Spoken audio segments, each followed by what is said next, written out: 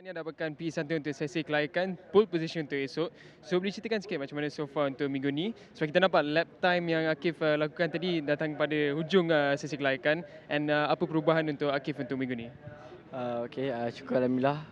Saya nak berterima kasih dekat tim Zenergy Honda Kasih Racing yang dah bekerjasama dengan saya dan boleh buat motor saya dengan baik pada minggu ni.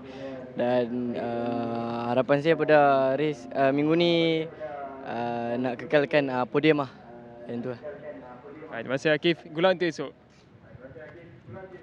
Big improvement daripada pusingan lepas dan juga catatan lap record yang terbaru. So boleh ceritakan sikit macam mana so far perjalanan pagi tadi sampai sekarang untuk sesi kelayakan? Pertama sekali syukur Alhamdulillah. Motor dalam keadaan baik pada hari Sabtu ni. Dan untuk esok kita cuba yang terbaik lah. Terima kasih Arash. Tahniah. Baik, Kasmah, tahniah dapatkan improvement untuk sesi kelayakan kedua. Dan sekarang ni kita ada perubahan in terms of track limit hanya di circle kedua. So boleh ceritakan sikit apa perbezaan untuk sesi kelayakan yang kedua ni? Bagi saya, sesi kelayakan kedua ni lebih tenang lah untuk riding sebab kita tak perlu fikirkan sangat track limit.